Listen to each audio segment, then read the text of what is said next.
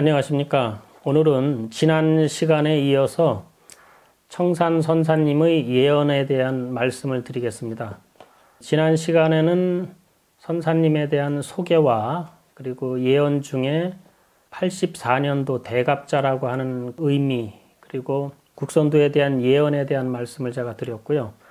자, 오늘은 이 대한민국에 대해서 언급하신 미래 예언, 지금이 아니라 50년 전에 기록된 책의 내용과 84년도 입산하시기 전에 4, 5년 정도 집중적으로 미래에 대해서 말씀하셨을 때 제가 그것을 이제 기억해 뒀다가 책으로다가 내서 이 청산선사 이 책을 중심으로 제가 말씀을 드릴 겁니다. 그래서 자세하게 아시고 싶으신 분은 이 책을 좀 참고하시면 좋을 것 같고요. 제가 이 책에서도 필요한 내용들만 요약해서 좀 말씀드리도록 하겠습니다. 자, 먼저 대한민국에 대한 이제 언급을 하셨는데, 우리나라의 모든 산의 전기는 전부 남쪽으로 흐른다, 이런 말씀을 하셨습니다. 그리고 우리나라는 36년마다 큰 변화의 주기가 있다, 이렇게 또 말씀을 하셨고요. 점차적으로 도인이 많이 나오게 되는데 어느 시기가 되면은 아주 집중적으로 많이 나온다고 하셨습니다. 근데 이때 이 도인은, 진정한 도인은 한국에서 주로 나온다고 하셨고, 간혹 복 있는 나라에서 수도인, 도인들이 나올 것이다, 이런 말씀을 하셨습니다. 그리고 단호하게 말씀하신 것 중에 하나가 우리나라에는 앞으로 절대 전쟁은 없다, 이 말씀을 아주 단호하게 말씀하셨습니다. 지금 형태로다가는 그 모든 젊은이들이 군대를 의무적으로 가게 되는데, 이제 앞으로 어느 때가 되면은 이제 지원 형식으로 바뀔 것이다, 이렇게 말씀하셨고요. 과학의 신기술이 한국을 중심으로 많이 나온다고 하셨습니다.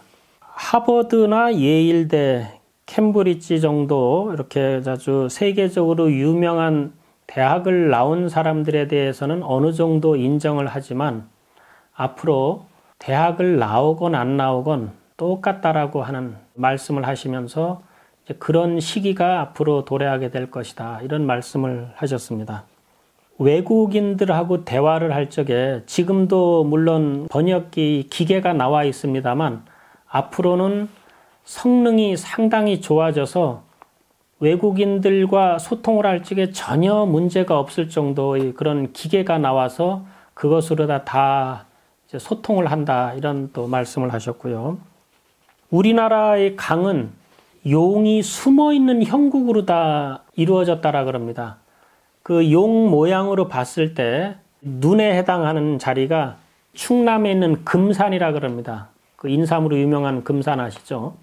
그 금산이 용의 눈에 해당하는 자리인데 그 정확한 자리에 통신위성국이 제일 먼저 생겼습니다. 아주 제대로 앉은 자리다, 이 말씀을 하십니다. 그래서 하늘에서 높은 곳에서 보면은 땅에서부터 푸른 기운이 쭉 솟구쳐 올라가는 것이 보이는데 제대로 자리를 앉았다, 이렇게 말씀하셨습니다.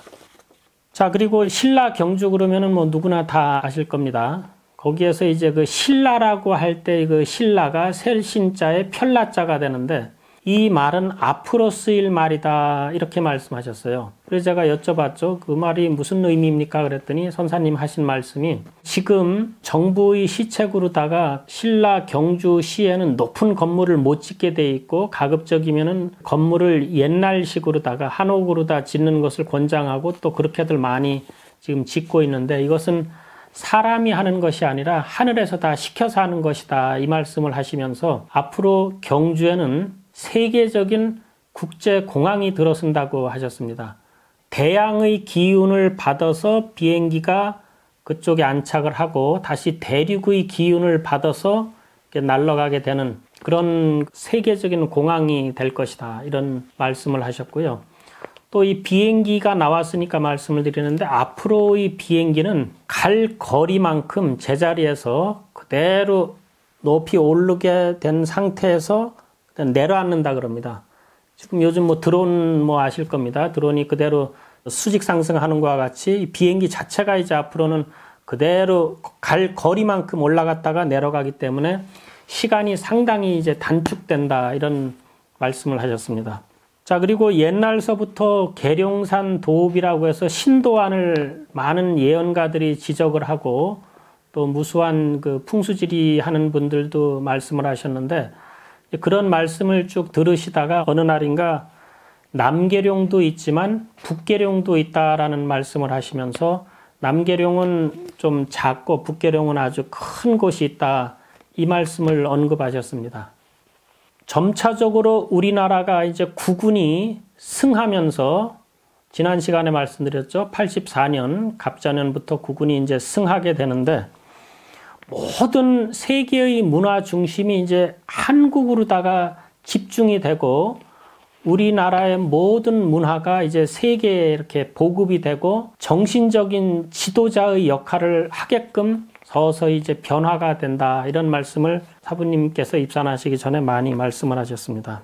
그렇게 되면서 앞으로 어려운 시기가 닥치게 되는데 이 전 인류를 구할 수 있는 책임, 모든 인류를 구하는 그런 책임이 우리 민족에 달려있다 이런 말씀을 누차하시고 책에다도 적어 놓으셨습니다. 홍익인간의 이념을 실현하는 그런 모습으로다가 우리나라가 전 세계인을 이렇게 도와주면서 전 인류를 살리는 그런 역할을 하게 된다라고 말씀하셨고요. 그리고 무엇보다 이제 우리나라에 대한 말씀을 하실 때 남북 통일에 대해서 참 언급을 많이 하셨습니다. 남북은 민주주의가 아주 변하고 묘하게 변한 게 남한이고 또 북한은 또 공산주의가 변하고 아주 묘하게 변하는 게 북한이다라고 말씀하시면서 자, 우리나라라고 한번 보시면은요. 여러분들이 잘 아시는 바와 같이 휴전선이 이런 식으로 되어 있습니다. 지금 이 모양이 태극 모양하고 비슷하게 되어 있는데 선사님께서 이 남북 통일에 대해서 언급을 하시면서 뭐라 그러셨냐면은 이 태극 진리 능화라고 하셔가지고 자, 태극 진리 능화라고 하시면서 이 태극 모양을 잘 풀 수 있는 것만 마련하게 되면은 남북 통일을 할 수가 있다 이렇게 또 말씀하시고 자, 이것을 풀기 위해서는 숙제가 있습니다. 그것을 이제 선사님께서 4가지로 요약하셨는데 첫째, 이 민족과 국경 및 사상을 초월하는 연구를 해야 된다라고 하셨고요. 두 번째로 국경을 초월한 인류 동일한 옥실 연구라고 해서 가정을 말하는 겁니다. 집, 그것을 연구해야 된다. 세 번째로 모든 사람들이 하나로다가 모일 수 있는 일화통일에 대한 연구. 네 번은 심전선화, 이 마음을 선하게 만드는 평화, 이 시기에 대한 비법을 연구해야 된다. 이렇게 그 메모해 놓으셔가지고 그것을 또 제가 이 책에다가 적어놨습니다. 뭐라고 결론적으로 말씀하셨냐면은 남북 통일이 어렵지 만약에 남북 통일이 되면은 세계 통일은 오히려 더 쉽다 이런 말씀을 하셨습니다. 우리나라가 양대 진영으로 갈라져서 지금 남북이 나누어지는 것이 굉장히 의미가 크고 또 이것을 해결하는 데에서는 전 세계의 작용하고도 또 연관이 돼 있다 설명을 하셨습니다. 그래서 남북 통일에 대해서 상당히 중요하다라는 말씀을 누차 말씀하셨고요. 이제 남북 통일은 반드시 이루어진다라고 말씀하셨습니다. 자, 요까지가 이제 미래 한국에 대한 말씀을 하시는 것을 마치고 환란에 대한 언급하신 내용을 말씀드리겠습니다. 당시 제가 어린 나이에 들을 적에만 해도 무슨 말씀인지를 잘 이해를 못했고 환란이라는 표현을 썼는데 다른 의미보다도 이 지구가 정립을 하고 또 우주의 모든 별자리들이 변화가 있다 보니까 좋아지기 위한 변화입니다. 쉬운 예로 우리가 음식을 먹고 설거지를 하기 위해서는 모든 그릇을 자심을 통이라는 곳에다 넣어가지고서 씻게 되죠. 그 과정을 거쳐야 이제 아주 맑고 깨끗한 그릇으로 변하듯이 과정에 시간이 필요한 것입니다. 그래서 어찌 보면은 몸살을 앓고 나야 사람이 성장하는 것과 같이 그런 기간이 됩니다. 우리로서는 상당히 어렵고 힘든 고통스러운 기간이지만 이것을 잘 참고 넘기면은 아주 좋은 세상이 도래한다라는 그런 메시지가 있습니다. 자, 지구 자체가 우주에서 아주 에너지가 굉장히 높은 영역으로 진입을 하게 됩니다. 보편적으로 얘기할 적에 2013년도다라고 이야기를 하는데 2013년도에 우리 은하계 자체가 우주에서 가장 높은 곳으로 진입을 하면서 그 영향을 받게 되고 엄청난 에너지를 지구가 받게 돼서 사람의 수명이 상당히 길어지게 된 겁니다. 지금 전 세계적으로 이 수명이 길어지게 됐는데요. 지구가 바로 쓰고 또 높은 에너지 장으로다가 들어가고 그 여파를 사람이 받으면서 그 과정이 지나게 되면은 이 지구가 상당히 업그레이드 된다라고 표현하면 아마 맞을 것 같은데 모든 면에서 굉장히 좋아지는 상태로다가 바뀌게 됩니다. 특히 지리적으로다가 환경도 바뀌게 되고 바뀌게 되는 그 과정의 시간이 우리 인류한테는 굉장히 좀 어렵게 느껴지는 것이죠. 자, 그리고 선사님께서 이제 강의를 하시면서 마지막 강의, 입산하시기 전에 마지막 강의를 하실 때 하신 말씀 중에 하나가 맨 마지막 말씀입니다. 앞으로 영싸움이 아주 심하게 됩니다. 이런 말씀을 하셨습니다. 옛날서부터 많은 예언가들이 예언을 해가지고 그 책도 만들고 뭐 유튜브에도 많이 여러분들이 찾아볼 수가 있는데요. 그 중에서 선사님께서 인정하신 예언서가 있습니다. 그것은 무학대사가 예언해 놓은 무학비결인데 그건 뭐 내용은 많지 않습니다. 몇 줄에 불과하지만 선사님께서 유일하게 언급을 하시면서 인정을 하셨습니다. 그 책을 보게 되면은 자축년 12지지로 해서 자년, 축년 뭐 이렇게 그래서 올해가 신축년이 되죠. 이런 식으로다가 이제 쭉 자축이면 진사로 오미 신유술해 이렇게 넘어가게 되는데 언젠가는 말하지 않았지만 언젠가 자년부터 해서 자축은 모르고 인묘년에는 가히 알리라. 진사년에는 성인이 출도하고 오미년에는 낙당당이라 즐거움이 아주 많으리라 이런 예언을 한 것이 있습니다. 선사님께서 그것을 접하시면서 이 예언은 인정을 하셨습니다.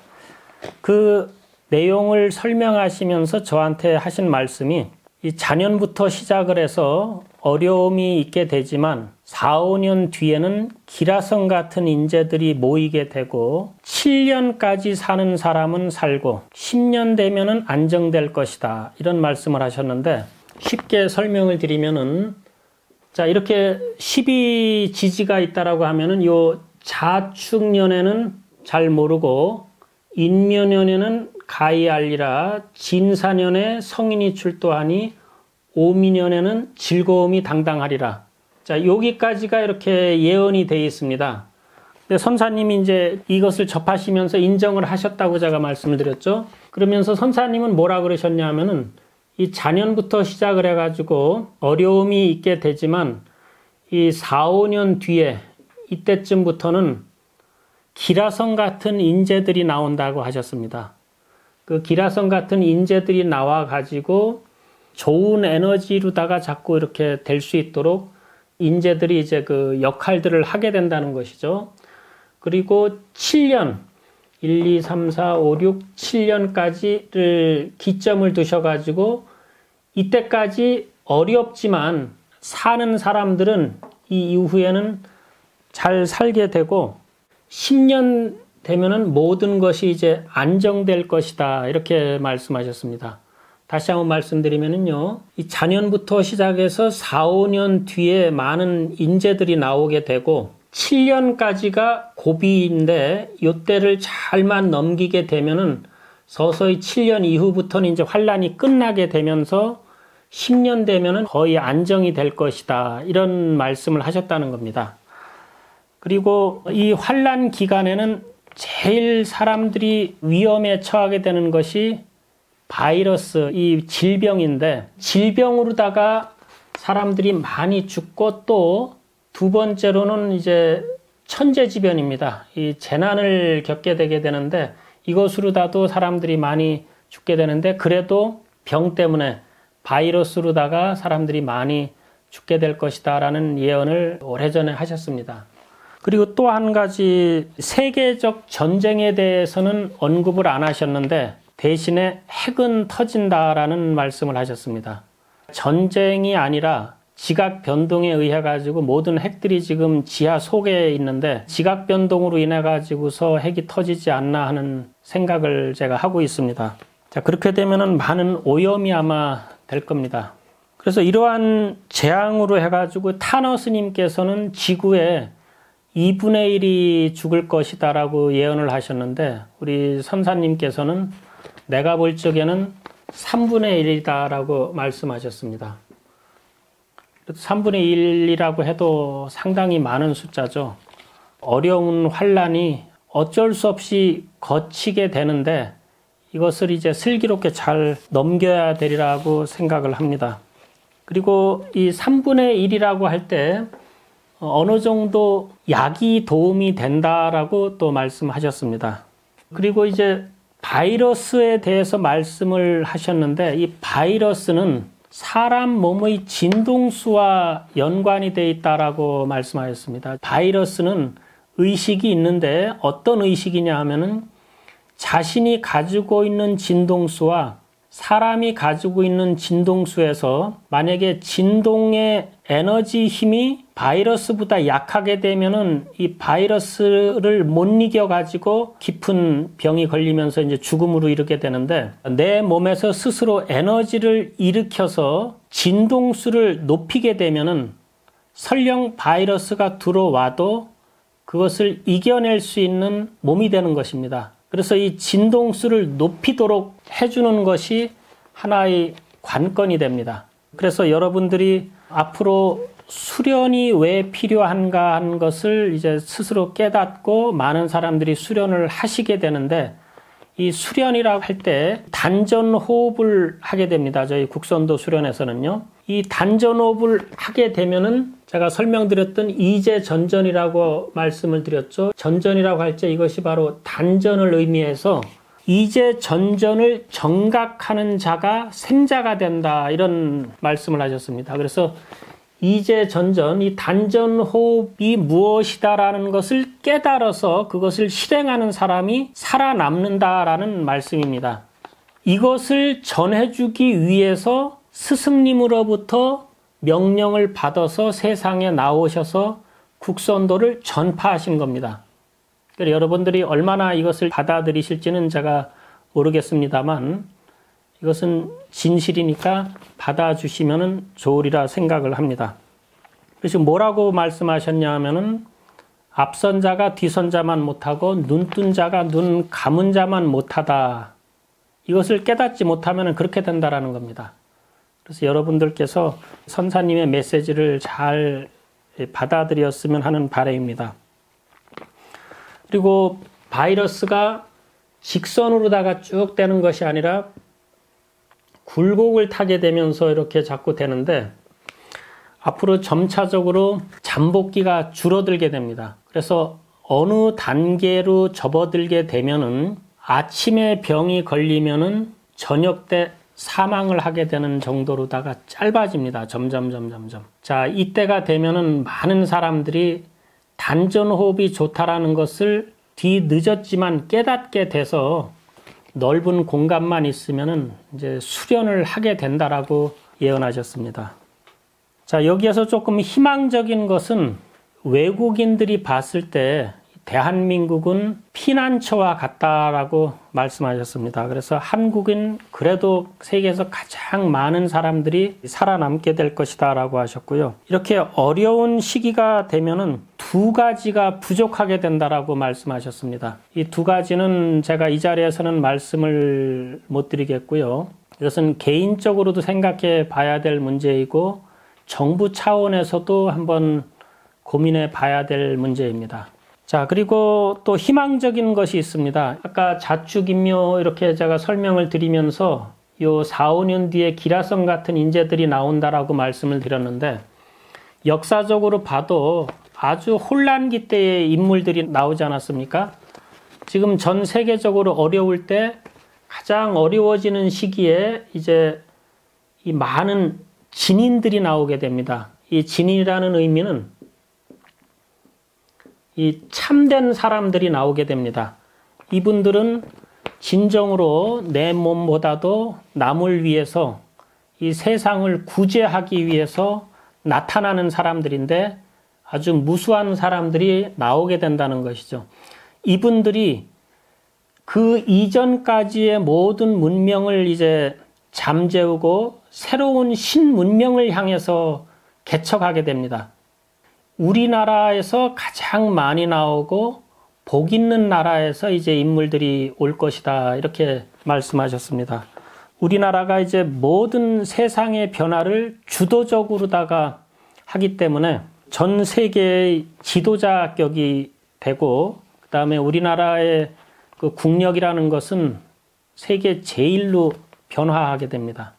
자, 환란에 대해서는 제가 이 정도까지만 말씀드리겠습니다. 그러니까 여러분들께서 어려운 시기이고 어쩌면은 또 낙심하실 수도 있겠습니다만 선사님께서 주시고자 하는 메시지는 어려움을 잘 극복만 하시게 되면은 우리 대한민국의 미래가 밝아지고 뿐만 아니라 우리나라를 통해 가지고 전 세계가 지상낙원으로 바뀌게 되는 시기로다가 이제 접어 들어가게 된다라는 그런 메시지가 됩니다.